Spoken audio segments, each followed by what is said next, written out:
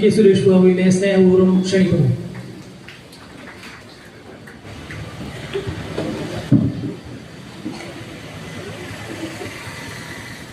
ബഹുമാന്യനായ അധ്യക്ഷൻ, ദേശാഭിമാനികളായ യുവാക്കളെ, നാട്ടുകാരെ, സഹോദരി സഹോദരന്മാരെ, സുഹൃത്തുക്കളെ, നിങ്ങൾക്ക് എല്ലാവർക്കും നമസ്കാരം. വീണ്ടും ഒരു സ്വാതന്ത്ര്യദിനം നമ്മുടെ രാജ്യത്ത് വന്നു ചേർന്നിരിക്കുകയാണ്. സ്വാതന്ത്ര്യദിനം ആഘോഷമാണ്. പക്ഷേ ആഘോഷങ്ങളുടെ പൊലിമ കുറയുകയും സ്വാതന്ത്ര്യദിനം എന്നത് ഒരു വെല്ലുവിളിയായി, ഒരു സമരമായി മാറുകയും ചെയ്യുന്ന ഒരു സാഹചര്യത്തിലാണ് നമ്മുടെ ഇന്ത്യ ഇപ്പോൾ നിലനിൽക്കുന്നത്. ഈ ത്രിവർണ പതാക ഉയർത്തിക്കൊണ്ട് നമ്മുടെ തെരുവുകൾ ഉണരാൻ, നമ്മുടെ യുവാക്കൾ തെരുവുകളിലൂടെ മുദ്രാവാക്യം വിളിക്കാൻ ഇനി എത്ര കാലം നമുക്ക് കഴിയുമെന്നൊരാശങ്ക സ്വതന്ത്ര ഭാരതത്തിന്റെ ആകാശത്തെ നവോമണ്ഡലത്തിൽ ഒരാശങ്കയായി നിലനിന്നുകൊണ്ടിരിക്കുകയാണ്. ഈ ഒരു സാഹചര്യത്തിലാണ് 78 വർഷത്തെ ഭാരതത്തിന്റെ സ്വാതന്ത്ര്യ സമര ചരിത്രത്തിൽ, സ്വതന്ത്ര ഭാരത ചരിത്രത്തിൽ ഇന്നോളമില്ലാത്ത വിധത്തിൽ സ്വാതന്ത്ര്യത്തിന്റെ വെല്ലുവിളികൾ നേരിട്ട് കൊണ്ടിരിക്കുന്ന പശ്ചാത്തലത്തിലാണ് AIYF ഇത്തരത്തിലൊരു യുവ സംഗമം നടത്തിയത്. യുവാക്കളാണ് ഒരു രാജ്യത്തിന്റെ ചാലകശക്തി. ഇന്ത്യ രാജ്യത്തെ അടിമ ഭാരതം എന്നാണ് പറയപ്പെടുന്നത്. അടിമ ഭാരതം നൂറ്റാണ്ടുകളായിട്ട് നാടുവാഴിത്വത്തിന്റെയും ജന്മിത്വത്തിന്റെയും ചാതുർവർണ്ണ്യത്തിന്റെയും മനുസ്മൃതിയുടെയും അടിമയായി കിടന്നിരുന്നത് കൊണ്ടാണ് നമ്മുടെ രാജ്യം ഇപ്പോൾ ആ ട്രംപിന്റെ ആട്ടും തുപ്പും കേൾക്കേണ്ടി വരുന്നത്.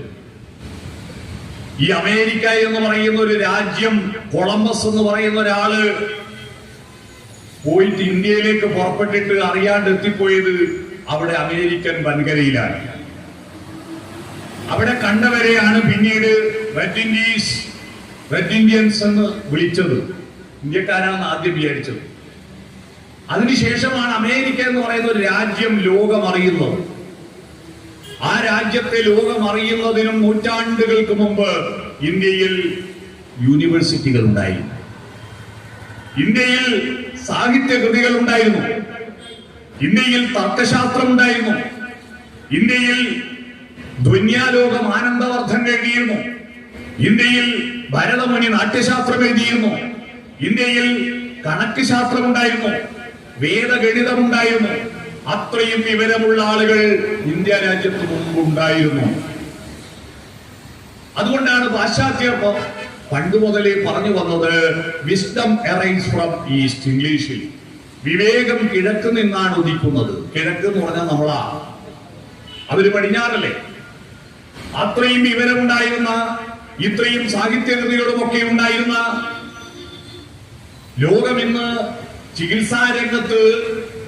ചികിത്സാരംഗത്ത് മെന്റലിയഫിന്റെ പട്ടികയും 104 മൂലകങ്ങളും മൈക്രോസ്കോപ്പും ടെസ്റ്റ് ട്യൂബും എക്സ്റേ മെഷീനും സ്കാനിങ് മെഷീനും ഒക്കെ വന്നതിന് ശേഷമാണ് ആധുനിക ചികിത്സ ഉണ്ടായത്.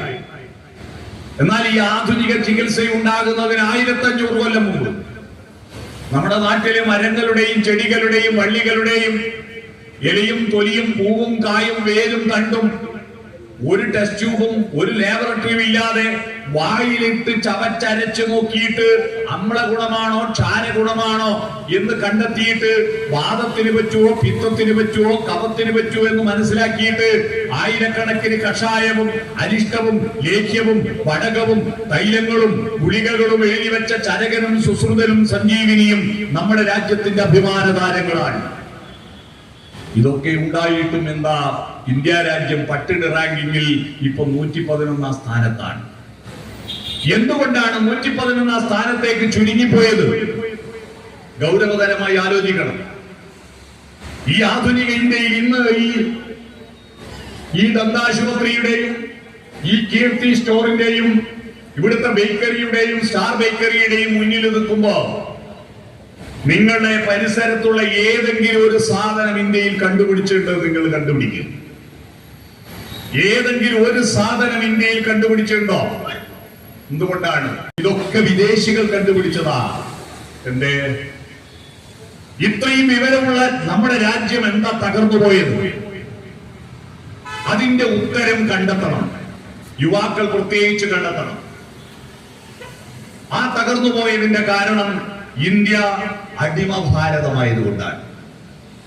ആ അടിമ ഭാരതം എന്തിന്റെയാ? ഒന്ന് വിധിവിശ്വാസം. ഞാനൊന്നും ചെയ്യേണ്ടതില്ല, നീ അനങ്ങാതിരിക്കുക, ദൈവം നിന്റെ തലയിൽ എഴുതിയിട്ടുണ്ടെങ്കിൽ നിനക്ക് അതുപോലെ വരും എന്ന വിധിവിശ്വാസം, അന്ധവിശ്വാസം. രണ്ടാമത്തത് മനുസ്മൃതിയുടെ അടിത്തറയിൽ ഉയർന്നു വന്ന ജാതിഭേദവും ജാതി വേർതിരിവും അയിത്തവും അനാചാരങ്ങളുമാണ് ഇന്ത്യയെ തകർത്തു കളഞ്ഞത്. മൂന്നാമത്തത് നാടുവാഴികൾ. അറിവിന്റെ വികേന്ദ്രീകരണം നടന്നില്ല. അറിവുള്ളവർ, ഈ തമ്പുരാക്കന്മാരെല്ലാം അക്ഷരങ്ങളും ശ്ലോകങ്ങളും പഠിച്ചവരാ, അവരൊരു പണിയെടുക്കില്ല. നാം പണിയെടുക്കുന്ന സാധാരണ മനുഷ്യർക്ക് അറിവുണ്ടായിരുന്നില്ല. സാധാരണ മനുഷ്യർക്ക് അറിവുണ്ടായിരുന്നില്ല. ഇന്ന് രാവിലെ തൊടീക്കളം VP നാരായണമാര സ്മാരക വായനശാലയുടെ മുന്നിൽ ദേശീയ പതാക ഉയർത്തുന്ന ചടങ്ങിലാണ് ഞാൻ പങ്കെടുത്തത്. ആ ചടങ്ങിൽ പതാക ഉയർത്തിയത് ഒരു മാഷാണ്. ആ മാഷക്ക് ഒരു ഉറുപ്പിയെ ശമ്പളം കിട്ടിയിട്ടില്ല. ആ മാഷക്ക് പെൻഷനും ഇല്ല. 95 വയസ്സുള്ള ഒരു മാഷാണ് പതാക ഉയർത്തിയത്. അദ്ദേഹം മാഷായത് അന്ന് കമ്മ്യൂണിസ്റ്റ് പാർട്ടി കേരളത്തിൽ നടത്തിയ ഒരു വലിയ പോരാട്ടം പണിയെടുക്കുന്നവൻ അക്ഷരം പഠിപ്പിക്കുക എന്നായിരുന്നു. പണിയെടുക്കുന്നവൻ അധ്വാനവും അറിവും കൂട്ടിച്ചേർക്കുക എന്നതായിരുന്നു. അങ്ങനെ രാത്രികാലത്ത് എഴുത്ത് പഠിപ്പിക്കുന്ന സ്കൂളുകൾ, രാഗെഴുത്ത് സ്കൂളുകൾ, ആ സ്കൂളിലെ മാഷായിരുന്നു TT മുകുന്ദൻ മാഷ്. അദ്ദേഹമായിരുന്നു പതാക ഉയർത്തിയത്. കാരണം അതൊരു സമരമായിരുന്നു. അക്ഷരങ്ങളുടെ വികേന്ദ്രീകരണം ഒരു സമരമാണ്. താണജാതിയിൽപ്പെട്ട പുലയ കുട്ടികൾക്ക് സ്കൂളുകളിൽ പ്രവേശനം അനുവദിച്ചിട്ടില്ലെങ്കിൽ ഞങ്ങൾ ആരും ഇനി വയലിൽ ഇറങ്ങില്ലെന്ന് പറഞ്ഞ് അയ്യങ്കാളി എന്ന് പറയുന്ന ഒരു മനുഷ്യൻ ഞങ്ങളുടെ സ്കൂളിൽ ഞങ്ങളുടെ കുട്ടികളെ പ്രവേശിപ്പിച്ചില്ലെങ്കിൽ നിങ്ങളുടെ വയലുകളിൽ മുട്ടിപ്പുല്ല് മുളക്കുമെന്ന് പ്രഖ്യാപിച്ചപ്പോഴാണ് ഈ കേരളം മാറിയത്. അങ്ങനെയാണ് അയ്യങ്കാളി കേരളത്തിന്റെ മഹാത്മാവായത്. അറിവ് ഉള്ളവൻ പണിയെടുക്കില്ല, പണിയെടുക്കുന്നവൻ അറിവില്ല. അത്തരത്തിൽ അന്ധവിശ്വാസങ്ങൾ ഒരു ഭാഗത്ത്, നാടുവാഴിത്വം ഒരു ഭാഗത്ത്. ദൈവത്തിൽ മാത്രം പ്രതീക്ഷയർപ്പിക്കുക. നിന്നിൽ പ്രതീക്ഷ വേണ്ട, നിനക്ക് മരണാനന്തര ലോകത്ത് സുഖം കിട്ടും. അതുകൊണ്ട് നീ പ്രാർത്ഥിക്കുക. ഹര ഹര ശിവ ശിവ എന്ന് ഒരു നാമം ചൊല്ലേടാ, പാമരനെ ഉനക്കതിൽ പാരമെന്നേടാ, യമൻ വന്നാൽ കൊല്ലാത്തവൻ വിടമാട്ട, സാംബശിവദാസൻ എന്നാൽ തൊടമാട്ട. പ്രാർത്ഥിക്കാൻ പറഞ്ഞു. മരിച്ചു കഴിഞ്ഞാൽ നിനക്ക് സുഖം കിട്ടും. അതുകൊണ്ട് നീ പ്രാർത്ഥിച്ചാൽ മതി, നീ സമരം ചെയ്യണ്ട. അന്ന് ഈ രാജ്യത്തെ യുവാക്കളെ അകർമ്മണ്യതയിലേക്ക് നയിച്ചു. അവരടിമകളായിരുന്നു. ആ അടിമകളായിരിക്കുന്ന ഈ ഭാരതത്തിൽ നാടുവാഴികളുടെ സ്വാർത്ഥമോഹത്തിന്റെ ഫലമായി എങ്ങനെയാണ് ഭരണകൂടം ഉണ്ടാകുന്നത്? ഭരണകൂടം ഉണ്ടാകുന്നത് ജനങ്ങൾ തെരഞ്ഞെടുത്തിട്ടല്ല. രാജാവിന്റെ മരുമകനോ രാജാവിന്റെ മകനോ രാജാവാകും. അതാണ് അടുത്ത കിരീടാവകാശി. അവനൊരു ദുർബലനാണെങ്കിൽ, അവനൊരു ഭ്രാന്തനാണെങ്കിൽ ആ ഭ്രാന്ത് സഹിച്ചുകൊള്ളുക, ജനങ്ങൾ സഹിച്ചുകൊള്ളുക. അതുകൊണ്ട് തന്നെ ഭരണാധികാരത്തെ സ്വപ്നം കാണാൻ പോലും ഇന്ത്യ രാജ്യത്തെ ഒരു സാധാരണ മനുഷ്യൻ പരിശ്രമിച്ചില്ല. സ്വപ്നം കാണാൻ പോലും പരിശ്രമിച്ചില്ല. ഈ ഭരണാധികാരികൾ തികച്ചും സ്വാർത്ഥരായിരുന്നു. അവരുടെ സുഖലോലുപതയ്ക്ക് വേണ്ടി കോടാനുകോടി മനുഷ്യരുടെ അധ്വാനത്തെ ഉപയോഗിച്ചുകൊണ്ട് കൊട്ടാരക്കെട്ടുകൾ ഉണ്ടാക്കി, ക്ഷേത്രങ്ങൾ പണികഴിച്ചു. ജനങ്ങൾക്ക് ഉപകാരപ്പെടുന്നതൊന്നും അവരുണ്ടാക്കിയില്ല. അവർ രാജപാതകൾ ഉണ്ടാക്കിയത് ജനങ്ങൾക്ക് സഞ്ചരിക്കാനല്ല. അന്നത്തെ പാതകളുടെ പേര് രാജപാത എന്നാണ്. രാജാവിന് പോകാൻ വേണ്ടിയാണ്. അവര് ഗുരുവായൂർ അമ്പലവും വൈക്കം ക്ഷേത്രവും ഉണ്ടാക്കിയത് എപ്പോഴാ? എന്തിനു വേണ്ടിയാ? സാധാരണക്കാർക്ക് തൊഴാനല്ല, മേൽജാതിക്കാർക്ക് തൊഴാനാ. വൈക്കം സത്യാഗ്രഹ ക്ഷേത്രത്തിന്റെ പരിസരത്തു കൂടി ഒരു താണജാതിക്കാരന് സഞ്ചരിക്കാൻ അവകാശം ഉണ്ടായിരുന്നില്ല. ഉണ്ടായിരുന്നോ? അത്തരത്തിൽ എല്ലാ മനുഷ്യരെയും ദൂരെയാക്കിക്കൊണ്ട് നാടുവാഴികളുടെ ആർത്തികളുടെ പരസ്പര പോരാട്ടത്തിന്റെ ഇടയിലൂടെയാണ് ബ്രിട്ടീഷുകാരും പോർച്ചുഗീസുകാരും കയറി വന്നത്. കയറി വന്നത് അങ്ങനെയാണ്. അവർ ഈ രാജ്യത്തെ കീഴടക്കാൻ ഒരു യുദ്ധവും ചെയ്തില്ല. ഞങ്ങൾ അറിയണം, ഇവിടുത്തെ ജനങ്ങൾ ആരും ചെറുത്തുനിൽപ്പുണ്ടായിരുന്നില്ല. കാരണം ജനങ്ങൾക്ക് ഒരു ബന്ധമില്ലല്ലോ ഈ ഭരണത്തിൽ. അവര് പിടിച്ചെടുത്തത് രാജാക്കന്മാരെ കൊന്നുകൊണ്ടാണ്. പഴശ്ശിരാജാവിനെ കൊന്നാൽ നമ്മുടെ രാജ്യം ബ്രിട്ടന്റേതായി. സാമൂതിരിയെ കൊന്നാൽ കോഴിക്കോട് രാജ്യം ബ്രിട്ടന്റേതായി. കൊച്ചി രാജാവിനെ നാടുകടത്തിയാൽ കൊച്ചി ബ്രിട്ടന്റേതായി. അവസാനം മുഗൾ ചക്രവർത്തിമാരിൽ ഏറ്റവും ഒടുവിലുള്ള ബഹദൂർ ഷാഹിനെ കൽക്കത്ത കോടതിയിൽ വിചാരണയിലൂടെ ബർമ്മയിലേക്ക് നാടുകടത്തുന്നതോടുകൂടി ഇന്ത്യയിൽ ബ്രിട്ടീഷ് ഈസ്റ്റ് ഇന്ത്യ കമ്പനിയുടെ ഭരണം പൂർണ്ണമായി. ആ രാജാക്കന്മാരായിരുന്നു ഈ രാജ്യത്തെ ഭരണാധികാരികൾ, അല്ലാതെ ജനങ്ങൾക്ക് ഒരു ബന്ധവും ഉണ്ടായിരുന്നില്ല. അതുകൊണ്ടാണ് ഇന്ത്യൻ സ്വാതന്ത്ര്യ സമരത്തിൽ ത്രിവർണ പതാക പിടിച്ചവരും ചുവന്ന പതാക പിടിച്ചവരും തമ്മിൽ വ്യത്യാസം എന്താ വ്യത്യാസം? ത്രിവർണ പതാക പിടിച്ചവർ കോൺഗ്രസുകാർ, ഇന്ത്യൻ നാഷണൽ കോൺഗ്രസ്. ആ പതാക പിടിച്ചുകൊണ്ടായിരുന്നു കെ ദാമോദരൻ KPCCയുടെ സംസ്ഥാന സെക്രട്ടറി ആയിരിക്കുമ്പോഴാണ് അദ്ദേഹം പ്രഖ്യാപിച്ചത് സാമ്രാജ്യത്വ വിരുദ്ധ ദിനമായിട്ട് സെപ്റ്റംബർ 11 കൊണ്ടാടണം. അതിന്റെ ഭാഗമായിട്ടാണ് തലശ്ശേരി കടപ്പുറത്ത് അബുവും ചാത്തുകുട്ടിയും വെടിയേറ്റ് മരിച്ചത്. മട്ടന്നൂരിൽ വലിയ കലാപമുണ്ടായിരുന്നു. എന്ന് പറഞ്ഞാൽ കോൺഗ്രസിനകത്ത് മെമ്പർഷിപ്പും എന്നാൽ കമ്മ്യൂണിസ്റ്റ് പാർട്ടി പ്രവർത്തനവും രണ്ടും നടത്തുന്നവരുണ്ടായിരുന്നു. ഇത് രണ്ടും തമ്മിലുള്ള വേർതിരിവ്, ഒന്ന് കോൺഗ്രസിനകത്തെ സോഷ്യലിസ്റ്റുകാർ. എന്താ വ്യത്യാസം? കോൺഗ്രസ് പറഞ്ഞു ബ്രിട്ടീഷുകാരും പോർച്ചുഗീസുകാരും ഡച്ചുകാരും ഫ്രഞ്ചുകാരും ഇന്ത്യ വിട്ടുപോയാൽ നമ്മൾ രക്ഷപ്പെട്ടു, പിന്നെ നമുക്ക് സ്വർഗമാണ്. അവര് പോയാൽ സ്വാഭാവികമായി കൊടകില് മുരിക്ക് കഴിക്കാൻ പോയവര്, കൊടകില് മുരിക്ക് കൊത്താൻ പോയാല് മുരിക്ക് കൊത്തി താഴെ ഇടാനുണ്ടെങ്കിൽ ആദ്യം വാഴേമല് വീഴും, വാഴേമന്ന് പിന്നെ കാപ്പിമല് വീഴും, എന്നാലേ നിലത്തെത്തൂ. ഇത്രയും വലിച്ചെടുക്കണം, ആർക്കും കഴിയില്ല. അതുപോലെ ഇന്ത്യക്ക് സ്വാതന്ത്ര്യം കിട്ടിയാൽ ആ സ്വാതന്ത്ര്യം ഈ നാട്ടിൽ സാധാരണക്കാരന്റെ കയ്യിലെത്തണമെങ്കിൽ 2-3 തട്ടുണ്ട്. ഒന്ന് വലിയ നാടുവാഴികൾ, 2 പ്രാദേശികമായ ഭൂപ്രഭുക്കന്മാർ, 3 സാമന്തന്മാർ. ഈ 3 തട്ട് കഴിഞ്ഞാൽ മാത്രമേ സാധാരണക്കാരന്റെ മനുഷ്യന്റെ അടുത്ത് അധികാരമുള്ളൂ. ഇന്ത്യയിലെ ഒരു യുവാവ്, നമ്മുടെ യുവാക്കൾ ആലോചിക്കണം, ആ യുവാവ് ഈ രാജ്യത്ത് തല കുമ്പിട്ടിട്ട് ഒന്നും ചെയ്യാതിരിക്കൂ മോനെ എന്നിപ്പോഴും നമ്മുടെ പുതിയ കോർപ്പറേറ്റ് മുതലാളിമാർ നമ്മുടെ യുവാക്കളോട് കൊടുക്കുന്ന പരസ്യം നിങ്ങൾ കണ്ടിട്ടുണ്ടോ? 5 സ്റ്റാർ മുട്ടായി നുണയോ ഒന്നും ചെയ്യാതിരിക്കും. ഒരു ബസ് സ്റ്റോപ്പില് ഒരു വല്യമ്മ ബസ് കാത്തു നിൽക്കുമ്പോൾ ഒരുത്തം 5 സ്റ്റാർ മുട്ടായി തിന്നിങ്ങനെ ഇരിക്കുക. വല്യമ്മേന്റെ വേഗം നൊന്തോ ഒരു സാധനം ഉരുണ്ട് റോഡിലേക്ക് പോയി, ഒന്ന് എടുത്തു തരുമോ മോനെ ചോദിച്ചു. അപ്പൊ ഇവൻ ഈ മുട്ടായി തിന്നുന്നതിന്റെ ഒരു രസത്തിൽ ഓക്കെ എന്ന് പറഞ്ഞ് എടുത്തു കൊടുക്കുന്നില്ല. കുറെ നേരം കാത്തിട്ട് എടുത്തു കൊടുക്കാഞ്ഞപ്പോ ഈ വല്യമ്മ തന്നെ പോയിട്ട് എടുത്തിട്ട് ആ റോഡ് വന്ന് ഈ സാധനം എടുക്കുമ്പോ വല്യമ്മ ഇരുന്ന മേൽക്കൂര ഇടിഞ്ഞു താഴെ ആ സാധനം ഇവൻ എടുത്തു കൊടുത്തിരുന്നുവെങ്കിൽ ഈ മേൽക്കൂര വല്യമ്മേന്റെ തലയിൽ പോയി. ഇവൻ എടുത്തു കൊടുക്കാത്തത് കൊണ്ട് വല്യമ്മ രക്ഷപ്പെട്ടു. എന്നിട്ട് വല്യമ്മ ആ ചെക്കനോട് പറയുന്ന ഒരു വാക്കുണ്ട്, താങ്ക് യു മോനെ ഒന്നും ചെയ്യാത്തതിൽ. ഇതാണ് ഇന്ത്യയിലോ കോർപ്പറേറ്റ് മുതലാളിമാർ നമ്മുടെ യുവാക്കളോട് പറയുന്നത്. നീ ജാഥക്ക് പോകരുത്, നീ സമരത്തിന് പോകരുത്, നീ പ്രതികരിക്കരുത്, നീ പത്രം വായിക്കരുത്, നീ ഇന്ത്യയിലെ ഇപ്പോ തെരഞ്ഞെടുപ്പ് വോട്ടർ പട്ടികയുടെ അട്ടിമറിയെ കുറിച്ചൊന്നും ചിന്തിക്കരുത്. നീ 5 സ്റ്റാർ തിന്നു നടന്നാ മതി, ഒന്നും ചെയ്യാതിരുന്നാ മതി. അങ്ങനെ ഒന്നും ചെയ്യാതിരിക്കുന്ന ഇന്ത്യൻ യുവത്വത്തോട് അന്നത്തെ ഒരു യുവാവ്, ആ യുവാവ് ഇന്ത്യൻ സംസ്കൃതി എന്തെന്ന് പഠിച്ചിട്ട് ആ പഠിച്ച വേദങ്ങളും ഉപനിഷത്തുകളും പഠിച്ചു. അല്ലാതെ അയാള് എന്നിട്ട് രാമ എന്ന് ജപിച്ചിട്ട് രാമായണം വായിച്ചിരിക്കുകയല്ല ചെയ്തത്. അദ്ദേഹം ഇന്ത്യ മുഴുവൻ സഞ്ചരിച്ചു. എന്നിട്ട് കന്യാകുമാരിയിൽ വന്നിട്ട് കടലിലൂടെ നീന്തി ഒരു പാറമേന്റെ മേലെ പോയി ഇരുന്നോ. എന്നിട്ട് ദൂരെ നിന്നിട്ട് ഇന്ത്യ എന്താണെന്ന് ചിന്തിച്ചു. എന്നിട്ട് അദ്ദേഹം ഈ രാജ്യത്ത് മുഴുവൻ മനുഷ്യ യുവാക്കളോട് പറഞ്ഞു, ഉത്തിഷ്ഠത ജാഗ്രത പ്രാപ്യവരാൻ നിബോധത. നീ തലയിൽ മുമ്പിട്ട് അടിമയായി ഇരിക്കല്ല, എഴുന്നേൽക്കൂ. ജാഗരൂകനായി നിന്നെ ചൂഷണം ചെയ്യുന്ന ശക്തികൾക്കെതിരെ ജാഗ്രതയോടെ ഇരിക്കൂ, ബോധമാർജിക്കൂ, സ്വാതന്ത്ര്യത്തിന്റെ മനുഷ്യത്വത്തിന്റെ ബോധമാർജിക്കൂ.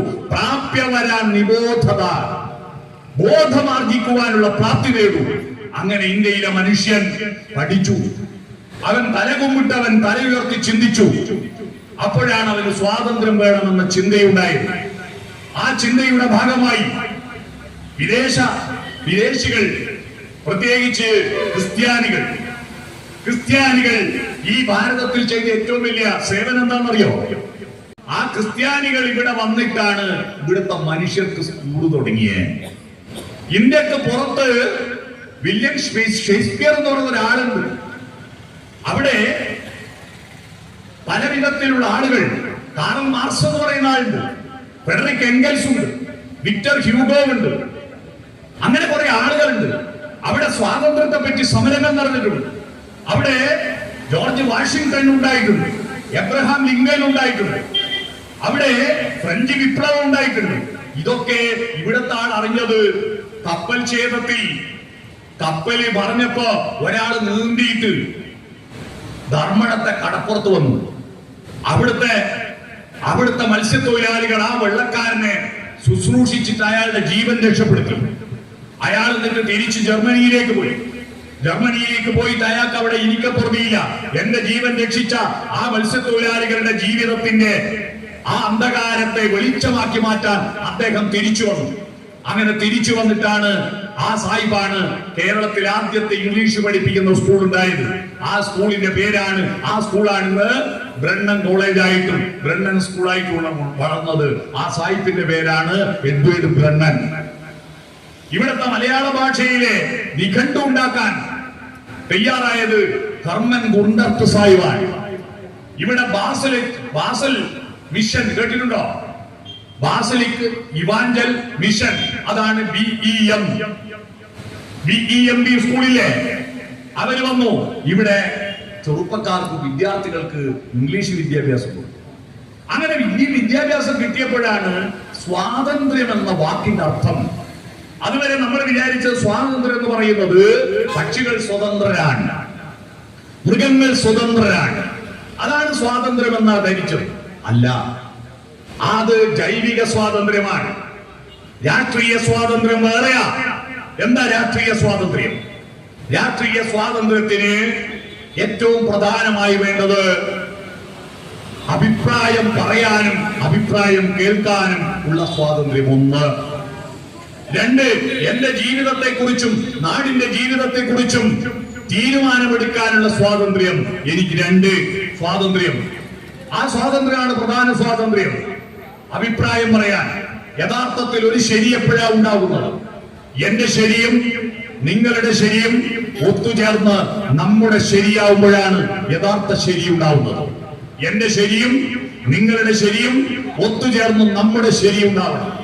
ആ സ്വാതന്ത്ര്യം അഭിപ്രായത്തിന്റെയും ഭരണത്തിന്റെയും എന്റെ ജീവിതത്തിൽ എന്ത് തിന്നണം, എന്തുടുക്കണം, എവിടെ ഞാൻ കിടക്കണം, എന്ത് ഭക്ഷണം കഴിക്കണം എന്നതിനെ കുറിച്ചെല്ലാം തീരുമാനമെടുക്കാൻ, എന്റെ കുടുംബത്തിന് എന്ത് ജോലി ചെയ്യണം എന്ന് തീരുമാനമെടുക്കാനുള്ള സ്വാതന്ത്ര്യം, അതാണ് രാഷ്ട്രീയ സ്വാതന്ത്ര്യം.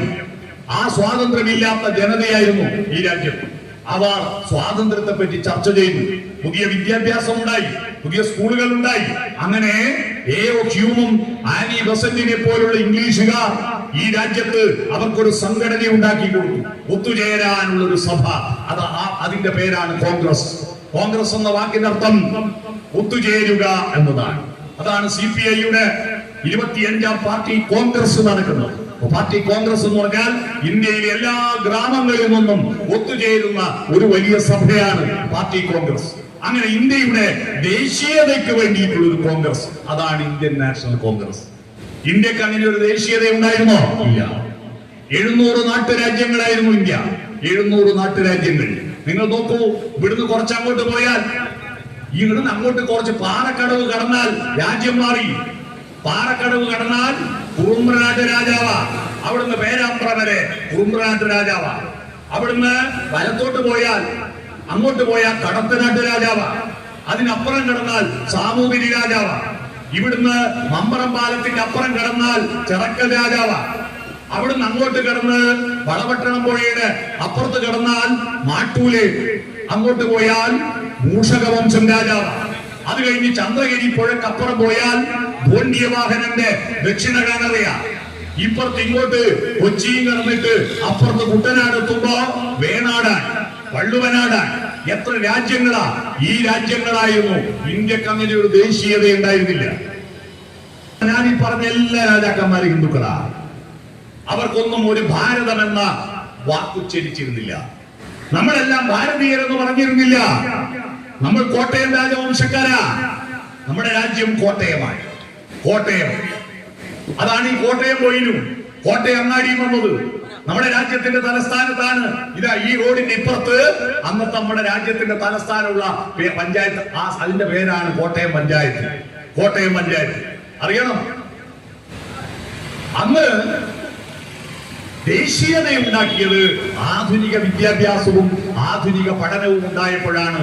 ഇന്ത്യ മൊത്തത്തിൽ രാജ്യത്തിന്റെ അതിർത്തികൾക്കപ്പുറത്ത് ഇന്ത്യൻ നാഷണൽ കോൺഗ്രസ് എന്ന് പറയുന്ന ഒരു സംഘടന ഉണ്ടാക്കിയത്.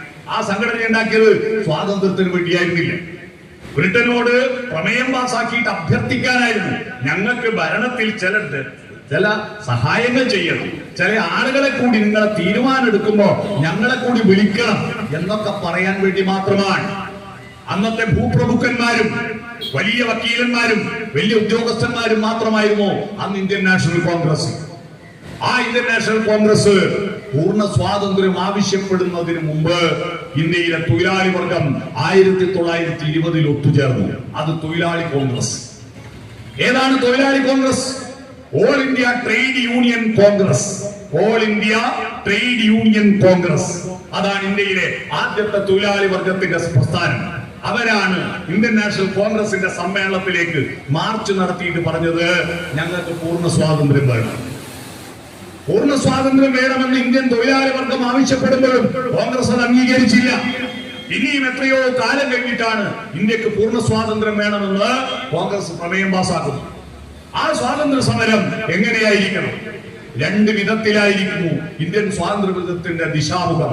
ഒന്ന്, പട്ടാളം ഉണ്ടാക്കിയിട്ട് ബ്രിട്ടീഷുകാരോട് പൊരുതി വാങ്ങണം എന്ന് പറയുന്ന ഒരു വിഭാഗം. രണ്ട്, ഭാരതത്തിന്റെ ചിരപുരാതന പാരമ്പര്യമായിരിക്കുന്ന അഹിംസയിലും സത്യാഗ്രഹത്തിലും അധിഷ്ഠിതമായിക്കൊണ്ട്, എന്ന് പറഞ്ഞാൽ ഹിംസയായിരുന്നു നമ്മുടെ രാജ്യത്തിലെ പ്രധാനപ്പെട്ട ആയുധം. ഇന്ത്യയുടെ പാരമ്പര്യം ഗാന്ധി കണ്ടെത്തിയത് ഏതാ? ആ പാരമ്പര്യം കലിംഗ യുദ്ധം കണ്ട് മനം മടുത്ത അശോകൻ രാജ്യത്ത് സ്ഥാപിച്ചിരിക്കുന്ന ഒരു ചിഹ്നമുണ്ട്, ഒരു സ്തംഭമുണ്ട്.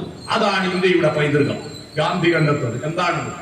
പരസ്പരം പൊരുതി തമ്മിലടിച്ച് മരിക്കുന്ന മനുഷ്യരോട് നീ തടിച്ചു കീറാനല്ല, നീ 4 ദിക്കിലേക്ക് പോകും, നീ ലോകത്തിന്റെ അറിവുകളും ലോകത്തിന്റെ സമാധാനവും കണ്ടെത്തും, ഈ വിശ്വത്തോളം ചിന്തിക്കൂ എന്ന് പറയുന്ന അശോക സ്തംഭവില്ലേ? കടിച്ചു കീറുന്ന സിംഹങ്ങളോട് അഭിമുഖമായി നിൽക്കുന്ന സിംഹങ്ങളെ, നിങ്ങൾ 4 ദിക്കിലേക്ക് പരമുഖമായി തിരിഞ്ഞു നിൽക്കൂ. അതാണ് അശോക സ്തംഭം. അതാണ് ഭാരതത്തിന്റെ ഔദ്യോഗിക ചിഹ്നം, അശോക സ്തംഭം. പരസ്പരം കടിച്ചു കീറാനല്ല, 4 ദിക്കിലേക്ക് പോകാൻ. ആ 4 ദിക്കിലേക്ക് പോകുന്നതോടുകൂടി ബുദ്ധമതത്തിന്റെ അഹിംസ, ബുദ്ധം ശരണം ഗച്ഛാമി, സമാധാനത്തിന്റെ, യുദ്ധം ചെയ്യാനല്ല എന്ന ഭാരതത്തിന്റെ പൈതൃകം യുദ്ധവിരുദ്ധമാണ്, അഹിംസയാണ്. ആ അഹിംസയുടെ പൈതൃകം ഏറ്റുവാങ്ങാൻ ഗാന്ധി തയ്യാറായി. അദ്ദേഹം സഹന സമരത്തിലൂടെ ഇന്ത്യൻ സ്വാതന്ത്ര്യ സമരത്തെ മുന്നോട്ട് കൊണ്ടുപോകാൻ ശ്രമിച്ചു. അതിനിടയിൽ ചൗരി ചൗരയിൽ ഒരുപാട് ദേശീയവാദികളെ അറസ്റ്റ് ചെയ്ത് കൊണ്ടുപോയി അടിക്കുന്നുണ്ട് എന്ന വിവരം അറിഞ്ഞിട്ട് നാട്ടുകാരെ പോലീസ് സ്റ്റേഷൻ വളഞ്ഞു. എന്നിട്ട് പോലീസ് സ്റ്റേഷന് തീ കൊടുത്തു. തീ കൊടുത്തപ്പോ 25ഓളം ആളുകൾ ആ പോലീസ് സ്റ്റേഷനിൽ പോലീസുകാർ വെന്തു മരിച്ചു. ഗാന്ധി ഉടൻ തന്നെ സമരം നിർത്തിക്കളഞ്ഞു. ഇപ്പൊ തൽക്കാലം സമരം നിർത്തുന്നോ? കൊല്ലാനല്ല. ആ സമരം നടക്കുന്നതിന് മുമ്പ് പഞ്ചാബിലെ ജാലിയൻ വാലാബാഗിൽ ദേശീയ നേതാക്കളെ അറസ്റ്റ് ചെയ്തതിൽ പ്രതിഷേധിക്കാൻ വേണ്ടി ഒരുപാട് ജനക്കൂട്ടം ആ മൈതാനിയിൽ ഒത്തുചേർന്നിട്ട് പ്രതിഷേധ യോഗം നടത്തുകയാണ്.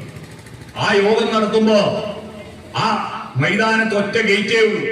ആ ഗേറ്റിൽ ക്യാപ്റ്റൻ ഡയറിന്റെ നേതൃത്വത്തിലുള്ള ബ്രിട്ടീഷ് പോലീസുകാർ യന്ത്രത്തോക്കുകളുമായി നിരന്നിരുന്ന് ആ മൈതാനത്തിലെ ജനക്കൂട്ടത്തെ തലങ്ങും വിലങ്ങും വെടിവെച്ചു.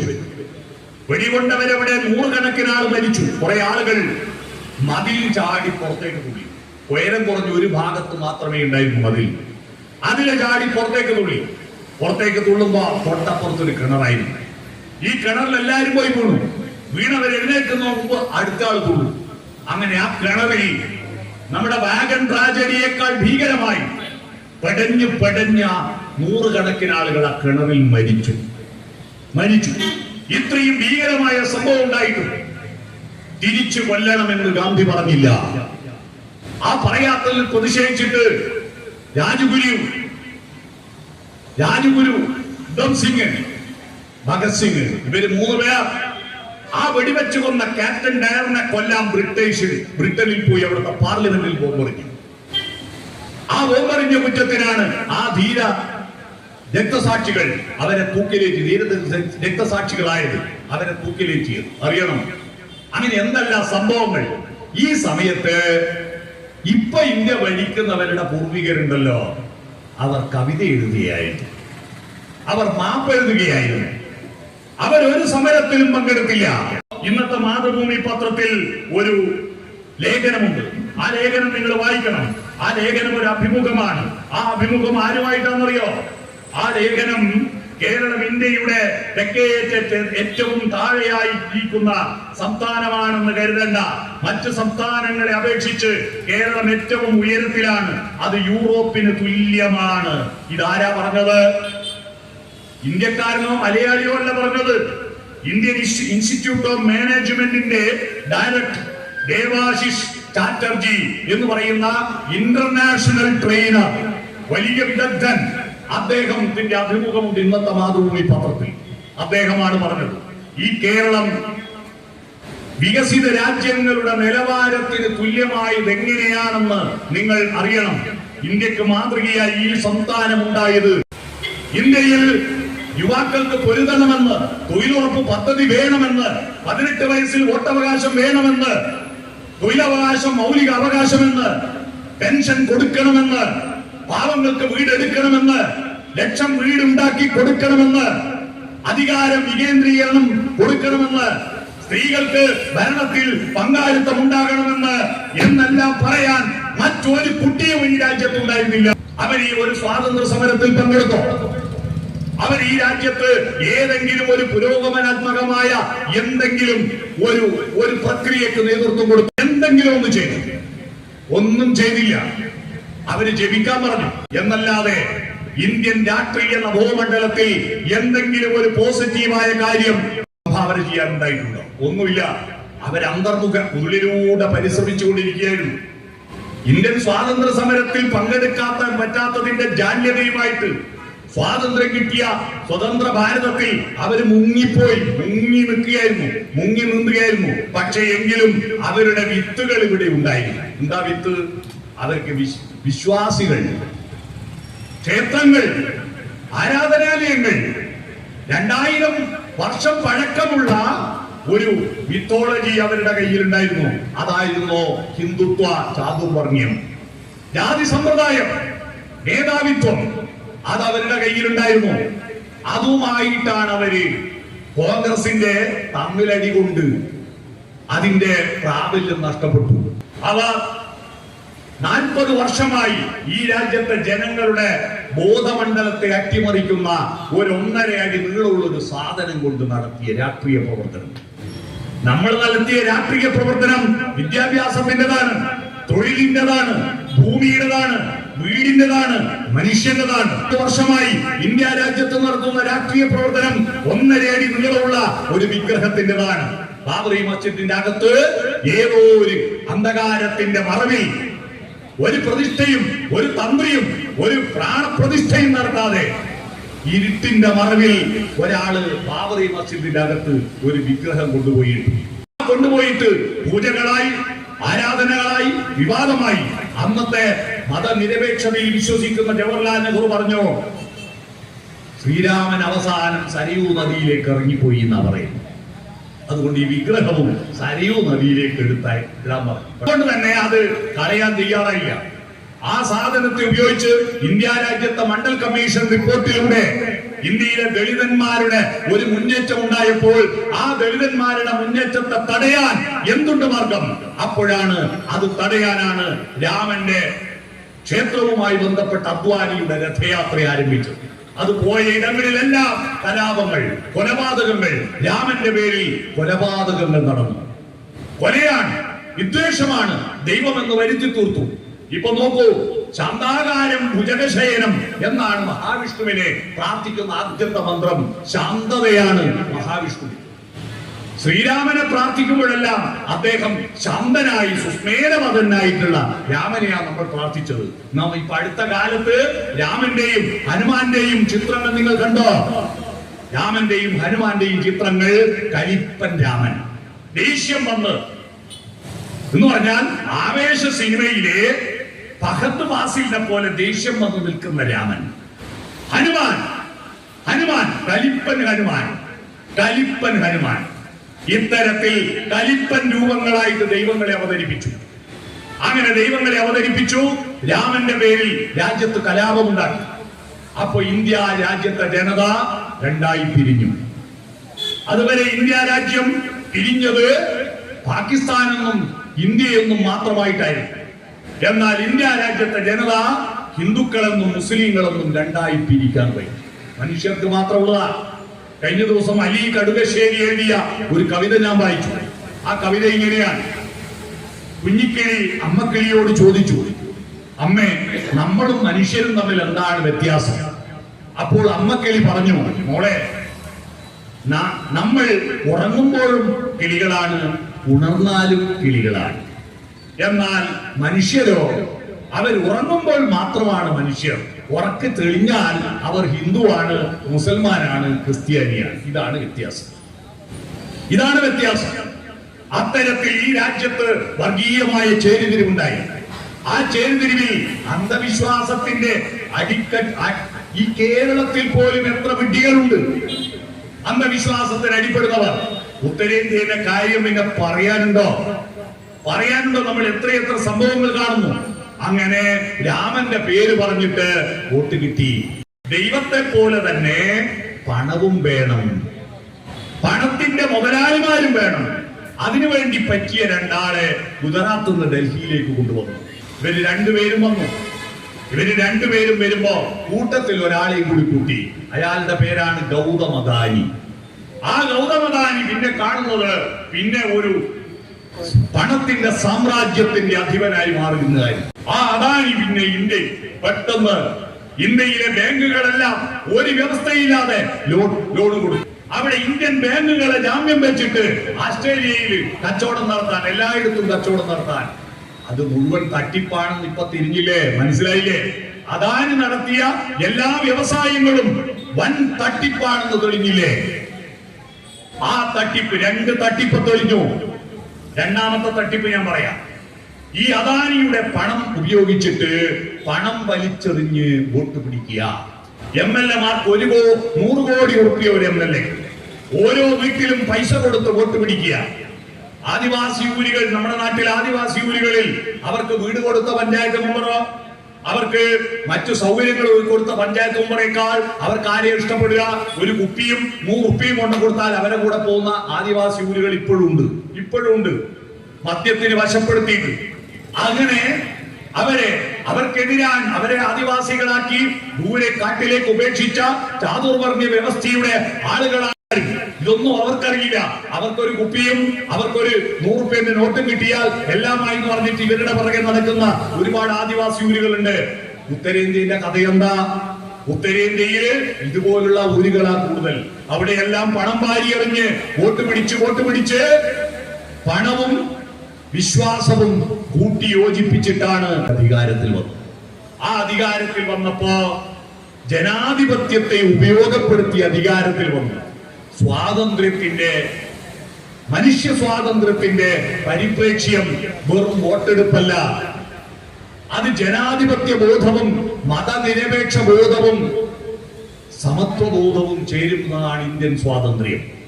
ഇന്ത്യൻ സ്വാതന്ത്ര്യം വെറും വെറും ഇങ്ങനെ പറഞ്ഞു നടക്കാൻ, എന്ത് തോന്നിയാസം വിളിച്ചു പറയാൻ, വാട്സപ്പിൽ എന്തും പോസ്റ്റ് ചെയ്യാൻ ഉള്ള സ്വാതന്ത്ര്യമല്ല യഥാർത്ഥ സ്വാതന്ത്ര്യം. സ്വാതന്ത്ര്യം എന്ന് പറയുന്നത് മനുഷ്യരും ഒത്തുചേരുന്നതിന്റെ രസതന്ത്രമാണ് സ്വാതന്ത്ര്യം. അതാണ് ജനാധിപത്യം. രണ്ട്, മതനിരപേക്ഷത. മതേതരത്വമല്ല. മതേതരത്വം എന്ന വാക്കും മതനിരപേക്ഷത എന്ന വാക്കും പലരും തെറ്റിദ്ധരിക്കാറുണ്ട്. മതേതരത്വം എന്ന് പറഞ്ഞാൽ മതമില്ലാത്തൊരു സാമൂഹ്യ വ്യവസ്ഥയാണ്. അത് നമ്മുടെ സ്കാൻഡിനേവിയൻ രാജ്യങ്ങളിലൊക്കെ പല രാജ്യങ്ങളിൽ ഇപ്പോൾ ഉണ്ടാവുന്നുണ്ട്. അവിടെയെല്ലാം പള്ളികളെല്ലാം അടച്ചുപൂട്ടുക. അവിടെ ഒരു മതവും ഇല്ലാതെയാണ് മനുഷ്യന്മാർ ജീവിക്കുന്നത്. അവിടെയാണ് ലോകത്ത് ഏറ്റവും കൂടുതൽ സമാധാനമുള്ളത്. ലോകത്തിൽ മനുഷ്യന്മാരുടെ സമാധാനത്തിന്റെ കണക്കെടുത്തപ്പോ ഏറ്റവും കൂടുതൽ സമാധാനമുള്ള സന്തോഷമുള്ള രാജ്യം മതമില്ലാത്ത രാജ്യങ്ങളാണ്. എന്നാൽ ഇവിടെ മതമില്ലാത്തൊരു ജീവിതം എന്ന് പറയുമ്പോഴേക്ക് മതമില്ലാത്ത ജീവൻ എന്ന് പറഞ്ഞിട്ടൊരു പാഠം ടെക്സ്റ്റ് ബുക്കിൽ ഏർപ്പെടുത്തുമ്പോഴേക്ക് ഇവിടെ എന്തെല്ലാം കലാപം അറിയോ? കാരണം മതമില്ലാതെ പോയാ പിന്നെ കുറെ ആൾക്ക് പണി നഷ്ടപ്പെട്ടു പോകും. അതുകൊണ്ടാണ് കുറെ ആൾക്ക് പണി നഷ്ടപ്പെട്ടു പോകും. അപ്പോ ഇന്ത്യ രാജ്യം മതേതരത്വം പ്രാവർത്തികമല്ല. ശ്രീനാരായണ ഗുരു ഒരു ജാതി മതി, ഒരു മതം മതി, ഒരു ദൈവം മതി എന്ന് പറഞ്ഞല്ലോ. അതെല്ലാരും എന്റെ ജാതി ആയിക്കോട്ടെ, എല്ലാരും എന്റെ മതം ആയിക്കോട്ടെ, എല്ലാരും എന്റെ ദൈവത്തെ പ്രാർത്ഥിച്ചാൽ മതി എന്നായിരിക്കും എല്ലാരും പറയാ. അത് നടപ്പിലാവില്ല. ഇപ്പോ ഊത്തുപറമ്പ് മുനിസിപ്പാലിറ്റിയിൽ ഒരു പാർട്ടി മതി എന്ന് നാട്ടുകാരെല്ലാം കൂടി തീരുമാനിക്കുക. അപ്പൊ കമ്മ്യൂണിസ്റ്റുകാർ പറയും നമ്മളെ പാർട്ടിയിൽ എല്ലാരും ചേരുക, കോൺഗ്രസ്സുകാർ പറയും നമ്മളെ പാർട്ടിയിൽ എല്ലാരും ചേരുക. നടക്കൂല. അതുകൊണ്ടാ ശ്രീനാരായണ ഗുരു ഉടൻ തന്നെ മാറ്റി പറഞ്ഞത്, നിങ്ങൾ ഏതോ മതം ആയിക്കോട്ടെ, മനുഷ്യൻ നന്നായ മതി. മതം ഏതായാലും മനുഷ്യൻ നന്നായ മതി. അതുപോലെ ഇന്ത്യയിൽ മതേതരത്വം നടപ്പിലാവില്ല. കാരണം മതമില്ലാത്തൊരു ലോകം കേരളത്തിൽ ഇന്ത്യയിൽ ഉണ്ടാക്കുക എളുപ്പമല്ല. കാരണം ജനിക്കുമ്പം തന്നെ നമ്മൾ ആരോടും ചോദിച്ചിട്ടല്ല നമ്മളെ മതത്വപ്പെടുത്തിയത്. ഇവിടെ ഇരിക്കുന്ന ആരെങ്കിലും ജനിക്കുന്നതിന് മുമ്പ് മതത്തിൽ ചേർത്തോ? ജനിച്ചതിന് ശേഷം ആ മതത്തിൽ അച്ഛനും അമ്മയും ഏത് മത ആ മതത്തിൽ അങ്ങായി പോകുന്നു. പിന്നെ അതിന് രക്ഷപ്പെടാൻ മാർഗമില്ല, എക്സിറ്റ് ഇല്ല. ഇതിന്റെ ഉള്ളിൽ കയറിയാ പിന്നെ വാഴ കുടിക്കുക പോലെയാ, പുറത്തു പോകാൻ മാർഗമില്ല. അതുകൊണ്ടാണ് സെക്യുലറിസം എന്ന വാക്കിന്റെ അർത്ഥം മതനിരപേക്ഷതയാണ്. ആ മതവും ഈ മതവും വ്യത്യാസമൊന്നുമില്ല. എല്ലാവർക്കും പ്രാർത്ഥിക്കാം, എല്ലാവർക്കും ആരാധന നടത്താം, ഉത്സവം നടത്താം. ഒരു മതത്തിന് പ്രത്യേക പരിഗണന, മറുമതത്തിന് പരിഗണന കുറവ് അങ്ങനെയില്ല. അതാണ് സെക്യുലറിസം. ഈ സെക്യുലറിസം ഉണ്ടെങ്കിലേ ഇന്ത്യ നിലനിൽക്കും. ഇന്ത്യ നിലനിൽക്കണമെങ്കിൽ മതനിരപേക്ഷത വേണം, ജനാധിപത്യം വേണം. അതിനെ സംരക്ഷിക്കാൻ ഒരു നിയമസംഹിത വേണം. ഇന്ത്യൻ സ്വാതന്ത്ര്യം പൂർണ്ണമാകുന്നത് എപ്പോഴാ? ഇന്ത്യക്ക് ഭരണഘടന ഉണ്ടാകുമ്പോ. ഇന്ത്യൻ ഭരണഘടന വരുന്നതോടുകൂടി ഇന്ത്യ റിപ്പബ്ലിക് ആവുമ്പോ അതിന് നിയമസംഹിത ഉണ്ടാകുമ്പോഴാണ് ഇന്ത്യയുടെ സ്വാതന്ത്ര്യം പൂർണ്ണമാകുന്നത്. ഈ മൂന്ന് കാര്യങ്ങൾ നിങ്ങളെ ലിക്വിഡേറ്റ് ചെയ്യണം. ഇന്ത്യൻ ഭരണഘടന, മതനിരപേക്ഷത, ജനാധിപത്യം. ഇത് മൂന്നും ലിക്വിഡേറ്റ് ചെയ്യാൻ വേണ്ടിയിട്ടാണ് ഇപ്പോൾ നടത്തിക്കൊണ്ടിരിക്കുന്ന പ്രവർത്തനം. അതുകൊണ്ടാണ് ഭരണഘടനയെ അട്ടിമറിക്കാൻ വേണ്ടിയിട്ടുള്ള ഭൂരിപക്ഷം ഉണ്ടാകാനുള്ള പരിശ്രമം നടത്തി. പക്ഷെ ഇന്ത്യൻ ജനത ആ പരിശ്രമത്തിൽ വീണില്ല. രണ്ടാമത്തത് ഇന്ത്യയുടെ മതനിരപേക്ഷത. ആ മതനിരപേക്ഷതയെ തകർക്കാനാണ് ഇപ്പോ ബൈബിള് കയ്യിലുണ്ടെങ്കിൽ കേസെടുക്കാം. ഒരു ബൈബിള് കയ്യിൽ വെച്ച് സഞ്ചരിച്ച കേസെടുക്കാം എന്ന് പറഞ്ഞാൽ എവിടത്തേക്കാണ് നമ്മുടെ രാജ്യം പോകുന്നത്? ആ കന്യാസ്ത്രീകൾ ഉത്തരാഖണ്ഡിൽ ബൈബിളും കയ്യിൽ വെച്ചിട്ട് റെയിൽവേ സ്റ്റേഷനിൽ നിന്നപ്പോഴല്ലേ അറസ്റ്റ് ചെയ്തത്. അവര്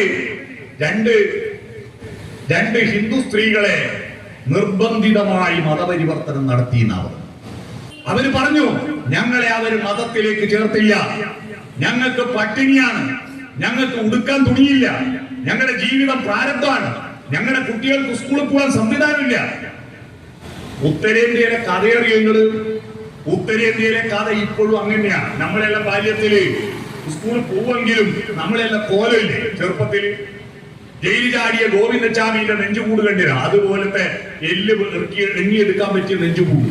ഗ്രഹണി പിടിച്ചിട്ട് ചുമരിന് കിണ്ണം ചാരി വെച്ച പോലത്തെ വലിയ പാടാണ്. കൊടലിൽ മൂക്കോട്ട് 11 എഴുതുന്ന ജലദോഷം ഇരിക്കും. എല്ലാത്തിനും മൂക്കൊന്ന് 11 ഇറങ്ങി വരും. അത് കൈകൊണ്ട് ഇങ്ങനെ ഒരു ഒരക്കൽ വരക്കും. അച്ചിൽ വരുന്ന പോലത്തെ ഒരു കലയുണ്ടാ കൈ വരും. തലയിൽ മുഴുവൻ പേര് പൂച്ചിട്ട് ഒരു മുറിയൻ ട്രൗസർ ഇട്ടിട്ട് പുകയൽ തണ്ട് പോലുള്ള എത്ര കുട്ടികളുണ്ടായിരുന്നു നമ്മുടെയൊക്കെ ബാല്യത്തിൽ. ഇന്ന് അതുപോലത്തെ ഒരു കുട്ടീനെ കാണുമോ? എത്ര സുന്ദരന്മാരും സുന്ദരികളാണ് നമ്മുടെ കുട്ടികൾ, എത്ര നീറ്റാണ്, എത്ര നല്ല വൃത്തിയിലൂടെ നടക്കുന്ന പഠിക്കുന്ന കുട്ടികളാ. എന്നാൽ ഞാൻ ഉത്തരേന്ത്യയിൽ ഈ ഉത്തരാഖണ്ഡില് പോയിട്ടുണ്ട്, ആസാമിൽ പോയിട്ടുണ്ട്. എന്റെ ബാല്യത്തെ നമ്മുടെ നാട്ടില് ആ പുകയിൽ തണ്ട് പോലത്തെ കുട്ടികളില്ലേ, അതേ കുട്ടികളായിരിക്കും അവിടെ. അവിടുത്തെ എല്ലാം മനുഷ്യന്റെ ഗ്രാമങ്ങളുടെ അവസ്ഥ വളരെ വളരെ വളരെ ദയനീയമാണ്, വളരെ ദയനീയമാണ്. ആ ദയനീയമായിരിക്കുന്ന മനുഷ്യന് വിദ്യാഭ്യാസം തരാം, ഭക്ഷണം തരാം എന്ന് പറഞ്ഞാൽ അവരുടെ കൂടെ പോകില്ലേ? കാലാപ്പാനി സിനിമ കണ്ടിരുന്നെങ്കിൽ ആ സിനിമയിൽ ഒരു ദ്വീപിൽ വെച്ച് വിശന്നിട്ട് പരസ്പരം തിന്നുന്ന മനുഷ്യന്റെ എന്നുണ്ട്. വിശന്നിട്ട് ഒരു മനുഷ്യൻ മറ്റേ മനുഷ്യനെ തിന്നുക, ഭീകരമായ ദൃശ്യം. അതിനെപ്പറ്റി വലിയ വിവാദം ഉണ്ടായിരുന്നു. അതൊന്നും ഒരു സിനിമയെ കാണിക്കരുത്. മനുഷ്യൻ ഗതി കെട്ടാൽ ഭക്ഷണം കിട്ടുമെങ്കിൽ ഏത് ദൈവത്തിന്റെ അടുത്ത് പോവില്ലേ? ഇന്ത്യയിലെ പട്ടിണി ഇല്ലാതാക്കിയോ? ഇന്ത്യയിലെ തൊഴിലില്ലായ്മ ഇല്ലാതാക്കിയോ? ലോകത്ത് ഏറ്റവും കൂടുതൽ അമ്പലങ്ങളുള്ളത് ഇന്ത്യയിലാണ്, ഏറ്റവും കൂടുതൽ ഉത്സവങ്ങൾ നടക്കുന്ന ഇന്ത്യയിലാണ്. ഈ അമ്പലങ്ങളും ഉത്സവങ്ങളും നടത്തുന്ന ചെലവുണ്ടല്ലോ, അമ്പലങ്ങൾ ഉണ്ടാക്കാനും ഉത്സവം നടത്താനുള്ള ചെലവ് മാത്രം മതി ഇന്ത്യ രാജ്യത്തെ കോടിക്കണക്കിന് മനുഷ്യന്റെ പട്ടിണി മാറ്റി അവനെല്ലാം നല്ല വീടെടുത്തു കൊടുക്കാൻ. ഉണ്ടായോ? ഇല്ല. അപ്പോ അവർക്ക് ഭക്ഷണം തരുന്നവരുടെ കൂടെ പോയി അവർ ജോലി ചെയ്തു, ജോലിക്ക് ശമ്പളം കൊടുത്തു. അതിന്റെ പേരിൽ അവരെ നിർബന്ധിത മതപരിവർത്തനത്തിന് വിധേയമാക്കി എന്ന് പറഞ്ഞുകൊണ്ട് അവരെ ആക്രമിക്കുക. അത്തരത്തിൽ നമ്മുടെ രാജ്യത്തെ മതനിരപേക്ഷതയെ അട്ടിമറിക്കുന്നു. പശുവിന്റെ പേരിൽ കലാപങ്ങൾ ഉണ്ടാവുന്നു. ഇപ്പൊ ഉത്തരേന്ത്യയിൽ സ്വാമിമാർ പ്രഖ്യാപിച്ച പാർലമെന്റിൽ പശുവിനെ കൊണ്ടേ കെട്ടണം. പശു ഇറച്ചി തിന്നുന്നത് നിരോധിക്കുക, പശു ഇറച്ചിയാന്ന് പറഞ്ഞിട്ട് ആളെ അടിച്ചു കൊല്ലുക. ഗോമാംസം കയറ്റുമതി ചെയ്യുന്നതിൽ ഏറ്റവും കൂടുതൽ ഗോമാംസം കയറ്റുമതി ചെയ്യുന്നത് UP എന്നാണ്. അറിയണം, UP എന്നാണ്. അതൊന്നും തെറ്റല്ല. സാധാരണ മനുഷ്യൻ ഒരു അല്പം ഇറച്ചി അവനെ വേറെ നിവൃത്തിയില്ല. പശുവിനെ പോറ്റുന്നവന് കോയിനെ വാങ്ങാനും ആടിനെ വാങ്ങാനും കഴിവില്ലാതിരിക്കുമ്പോ അവനൊരു പശുവിനെ പാചകം ചെയ്യും അവന്റെ വിശപ്പ് മാറ്റാൻ. ഈ പശുവിനെ നിങ്ങൾ ഉത്തരേന്ത്യയിൽ ഗ്രാമങ്ങളിലൂടെ ഇപ്പൊ സഞ്ചരിക്കൂ, പാതയരികിലെല്ലാം കെട്ട പശുക്കളുടെ ശവം കാണാം. കാരണം ഈ പശുവിനെ പോറ്റാൻ ആരുമില്ല. ഈ കറവ് പറ്റിയ ഒരു 10-15 വയസ്സായാൽ പശുവിന്റെ കറവ് പറ്റിയ പിന്നെ ഇതിന് മരണം വരെ പോറ്റാൻ ആരും ഉണ്ടാവോ? വരുമാനമില്ലാതെ സ്വന്തം അച്ഛനും അമ്മേനെ കൊണ്ട് വൃദ്ധമന്ദിരത്തിലാക്കുമ്പോ ഈ പയ്യനെ പോറ്റുവാരുന്നു. അതിനെ മുഴുവൻ തുറന്നു വിടുക. ആ പശുക്കൾ റോഡ് പാതയരികിൽ പടഞ്ഞു മരിക്കുന്ന ഭീകരതയല്ലേ? കൊന്നാപ്പാവം തിന്നാ തീരും. ആ പശുക്കൾ മറ്റൊരാൾക്ക് ഭക്ഷണമായാൽ അത് പ്രകൃതി നിയമമാണ്. അതുകൊണ്ടാണ് കടുവയ്ക്കും സിംഹത്തിനും ഒക്കെ ഭക്ഷണം ഈ മാനിനെയും മുയലിനെയും സൃഷ്ടിച്ചു കൊടുത്തത് പ്രകൃതിയുടെ നിയമമാണ്. അത് മനുഷ്യൻ ഗോക്കളെ സംരക്ഷിക്കുകയും അതിനെ മാംസമായി ഭക്ഷിക്കുകയും ചെയ്യും. വേദങ്ങളിലുണ്ട് ഗോമാംസത്തെ പറ്റി. വേദങ്ങളിൽ നിങ്ങൾ അറിയുമോ, മഹാഭാരതത്തിൽ പിതൃക്കൾക്ക് തർപ്പണം നടത്തുന്നാൽ ഏറ്റവും ഇഷ്ടപ്പെടുന്നത് എപ്പോഴാണ് എന്ന് ചോദിക്കുമ്പോ പശുവിനെ കൊന്നിട്ട്, പശുക്കുട്ടിയെ കൊന്നിട്ട് ഇറച്ചി കൊടുത്താൽ പിതൃക്കൾക്ക് ഏറ്റവും കൂടുതൽ ഇഷ്ടാവുക പശുക്കുട്ടിയെ കൊന്നിട്ട് ഇറച്ചി ആത്ത് വെച്ചു കൊടുത്താൽ. അന്ന് കല്ല് വെച്ചു കൊടുക്കില്ലേ എന്ന് പറയുന്നുണ്ട്. മഹാഭാരതത്തിൽ കൃത്യമായി പറയുന്നുണ്ട്, വ്യക്തമായി പറയുന്നുണ്ട്. ഇതെല്ലാം അട്ടിമറിച്ചിട്ട് ഇപ്പോ പശുവിനെയും കൊണ്ട് പാർലമെന്റിൽ പോകണം പോകണം. ഒരു ഭാഗത്ത് അന്ധവിശ്വാസങ്ങൾ, ഇവര് കുറെ ആളുണ്ട്. ഞാൻ ബജ്രംഗ് ദൾ എന്ന് പറയും. അപ്പൊ അവര് പറയും ആള് BJP അല്ല, അത് ബജ്രംഗ് ദൾ. ഇനി ബജ്രംഗ് ദളുകാരോട് പറയുമ്പോ ഞങ്ങളല്ല, അത് പിന്നെ ശിവസേന ഇതാന്നിങ്ങനെ കുറെ സംഘടനകളുണ്ട്. ഇത് അങ്ങോട്ടും ഇങ്ങോട്ടും ഒളിച്ചുകളിയാണ്. ഈ ഒളിച്ചുകളിയിലൂടെ ഇന്ത്യയുടെ മതനിരപേക്ഷതയെ തകർക്കുകയാണ്. രണ്ടാമത്തത്, ഇന്ത്യൻ ജനാധിപത്യം അതിഭീകരമായ ഭീഷണിയിൽപ്പെട്ടിരിക്കുന്നു.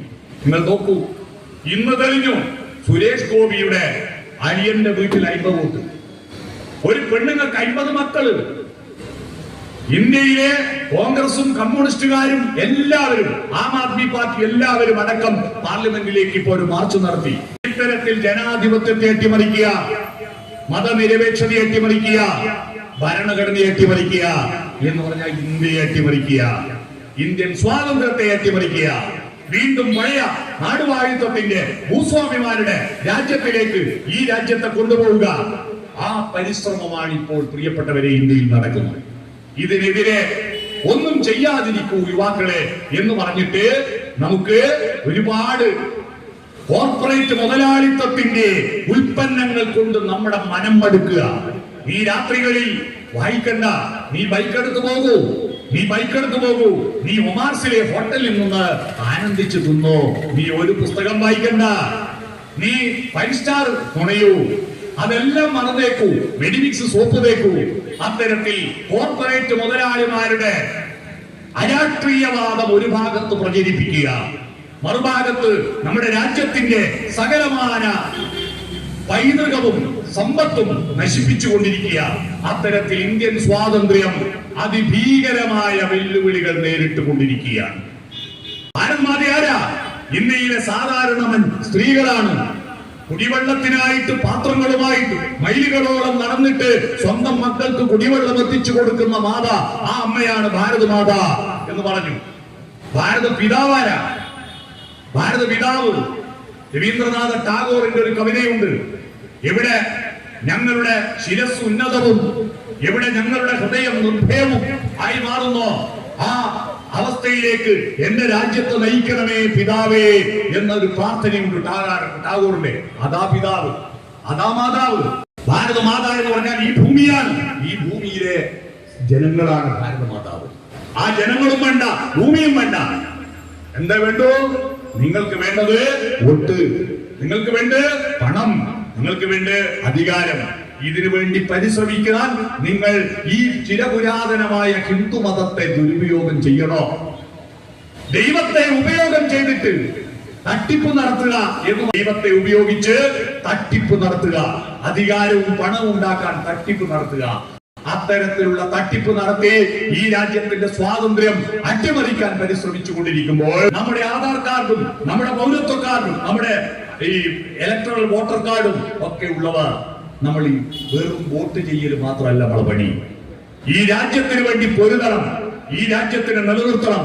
അതുകൊണ്ട് 78 വർഷങ്ങൾക്ക് മുമ്പുള്ള ഇന്ത്യയിലേക്ക് ഒരുപാട് പഴക്കമുള്ള ഇരുണ്ട യുഗത്തിലേക്ക് നമ്മുടെ രാജ്യത്തിന്റെ സ്വാതന്ത്ര്യം തിരിച്ചു കൊണ്ടുപോകാതിരിക്കാൻ പ്രിയപ്പെട്ടവരെ നമുക്ക് ഒരുമിക്കാം, ഒരുമിച്ച് പൊരുതാം, വായിക്കാം, പഠിക്കാം, വർത്തമാനം പറയാം, സ്നേഹിക്കാം.